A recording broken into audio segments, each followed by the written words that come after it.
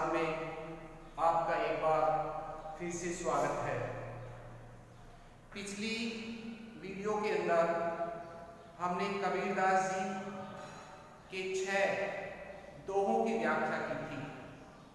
उम्मीद है आपको वो सभी दोहे अच्छे से समझ में आए होंगे। आज हम कबीरदास जी के ही अन्य 2 पद आपके सामने रखने जा रहे हैं।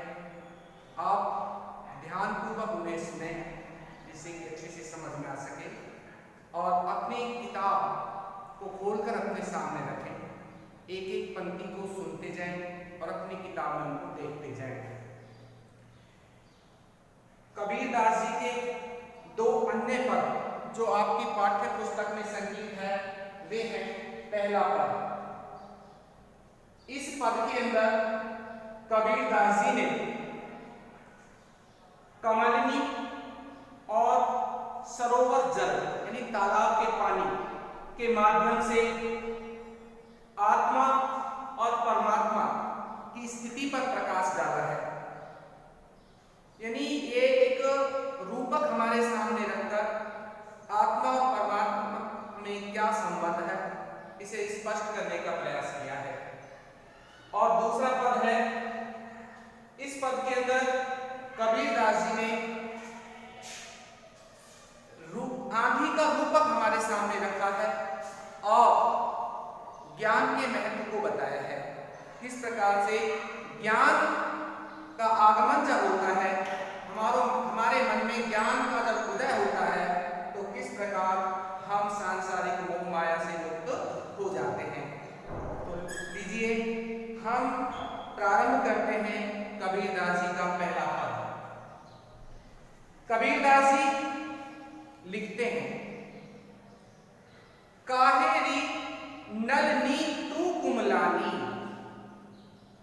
तेरे ही नाल सरोवर पानी, जल में उत्पत्ति जल में वास, जल में नलनी तोर निवास। इन पंक्तियों के माध्यम से कबीरदास जी कहते हैं कि हे नलिनी, हे कमलिनी, तू क्यों मुरझा रही है, जबकि तेरे मुरझाने की स्थिति तो है ही नहीं। क्यों? क्योंकि इस तालाब के पानी से ही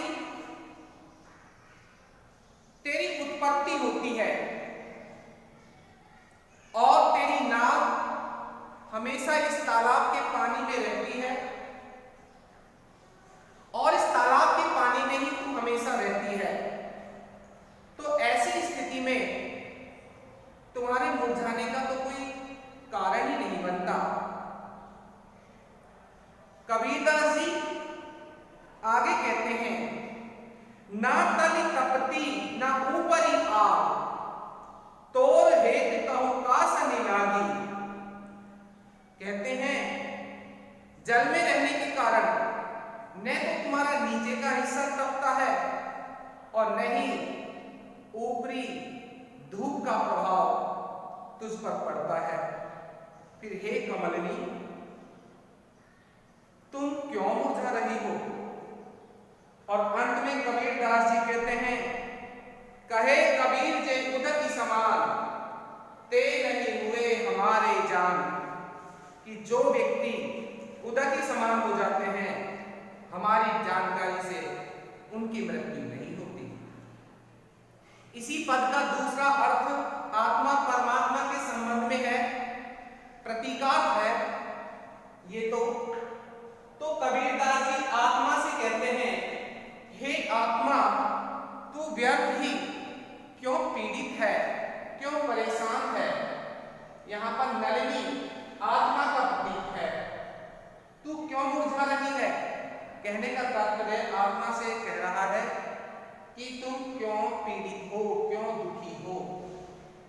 तेरी ही नाल सरोवर पानी, अर्थात तेरा हमेशा सरोवर के पानी रूपी परमात्मा से संपर्क रहता है।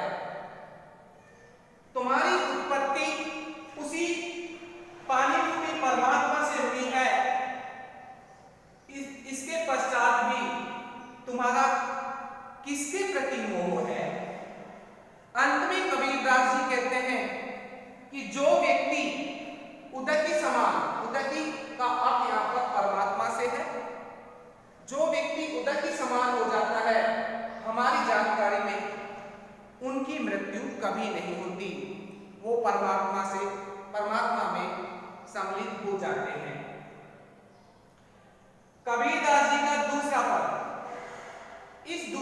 में कबीरदास जी ने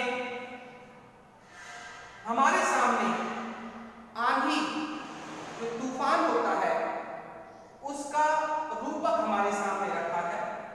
और इस पद के अंदर कबीरदास जी ने आंधी को ज्ञान का प्रतीक माना है कि जब आंधी आती है तो उसका क्या क्या प्रभाव होता है, और जब ज्ञान व्यक्ति के अंदर उदित होता है तो उसका प्रभाव मनुष्य पर क्या क्या पड़ता है, ये इस पद के माध्यम से बताया है। कबीरदास जी कहते हैं, संतो भाई आई ज्ञान की आंधी रे। संत लोगों को, सज्जन लोगों को संबोधित करते हुए कबीरदास जी कहते हैं, हे संतो, ज्ञान की आंधी का आगमन हो गया है, ज्ञान रूपी आंधी आ गई है। और जब ज्ञान रूपी आंधी आ जाती है तो उसका क्या प्रभाव होगा? जिस प्रकार से आंधी के आगमन से झोंपड़ी, टाटी ये सब उड़ जाती है, बर्तन भांडे टूट जाते हैं, थूनी और बलिंदा भी गिर जाता है, तो उस प्रकार उसका मनुष्य के व्यक्तित्व पर क्या प्रभाव होता है वो सुनिए। कबीरदास जी कहते हैं, ब्रह्म की टाटी सभी उड़ानी। जब ज्ञान रूपी आंधी का आगमन हो गया तो ब्रह्म रूपी टाटी, अज्ञानता रूपी टाटी वो सब उड़ गई, अर्थात मनुष्य के मन से अज्ञानता समाप्त हो गई। माया रहे न बांधी रे। और जब मनुष्य के मन से अज्ञानता समाप्त हो गई तो अज्ञानता के कारण जो व्यक्ति मोह माया में बंधा रहता था, अब वही माया से मुक्त हो गया। माया उसको अपने आप से, धन दौलत उसको अपने आप से बांधे नहीं रख सकती। आंधी का ही प्रभाव होता है। जब आंधी आती है तो झोंपड़ी की जो थूनी होगी, जो आधार होता है वो गिर जाता है। तो कबीरदास जी कहते हैं, हित चित की जो फैनी बिरानी, कि ज्ञान रूपी आंधी आने से हित चित, अपने हित के बारे में सोचना, अपने स्वार्थ के बारे में सोचना रूपी दो थूनी गिर गई, अर्थात व्यक्ति के मन से इसका स्वार्थ समाप्त हो गया। मोह बलिंदा टूटा, और झोंपड़ी के गाड़ने के लिए थूनी के ऊपर जो मोटी लकड़ी रखी जाती है उसे बलिंदा बोलते हैं, और वो बलिंदा यहाँ पर मोह का प्रतीक है। कबीरदास जी कहते हैं, व्यक्ति के मन से मोह रूपी बलिंदा भी टूट गया, अर्थात उसके मन से मोह समाप्त हो गया। तृष्णा छानी परी घर ऊपर। छान, घर के ऊपर जो छान होती है, टाटी होती है, उसको तृष्णा का प्रतीक माना है। कबीरदास जी कहते हैं, जब ज्ञान रूपी आंधी आई तो मनुष्य के मन से तृष्णा भी उसी प्रकार समाप्त हो गई जैसे आंधी के आने से छान उड़कर नष्ट हो जाती है। और कुबुद्धि का भांडा टूटा, और जब झोंपड़ी गिरती है, थूनी गिरती है, बलिंदा गिरता है, तो उसमें रखे हुए बर्तन टूट जाते हैं। तो यह भांडे, ये बर्तन प्रतीक है कुबुद्धि का। ज्ञान रूपी आंधी आने से जब ये चीजें गिरती है तो कुबुद्धि रूपी भांडा टूट जाता है, यानी पूरी बुद्धि उसके मन से निकल जाती है। ये सब होने के पश्चात जब आंधी रुक गई तो जो संत लोग थे, सज्जन प्रवृत्ति के लोग थे, उन्होंने जोग जुगुति कर संतो बांधी। उन संत लोगों ने योग रूपी उपाय करके उस झोंपड़ी को, उस टाटी को फिर से इस प्रकार से बांधा कि निर्जू चुएन पानी, उसमें से थोड़ा सा भी पानी नहीं टपकता, यानी फिर से उसके मन में सांसारिक मोह माया के भाव उत्पन्न नहीं होते। आंधी पीछे जो जल रूठा। कबीरदास जी कहते हैं, जब आंधी आती है और आंधी रुक जाती है, उसके पश्चात बरसात होती है, और ज्ञान रूपी आंधी आने के पश्चात जो प्रभु के प्रेम रूपी जल की बरसात हुई, उस प्रेम रूपी जल में हरिजन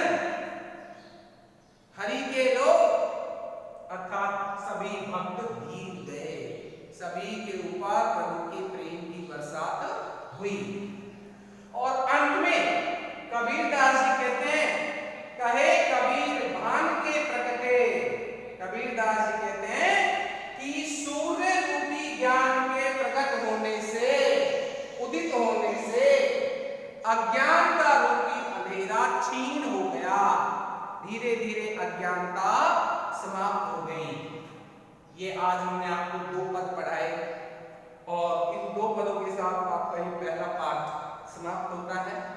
और इन सभी पदों को आपको अपने कॉपी के अंदर, रजिस्टर के अंदर व्याख्या के रूप में कर रहे हैं। और इससे अगली वीडियो में पीडीएफ वीडियो में मैं आपको कुछ प्रश्न नोट करके भेजूंगा।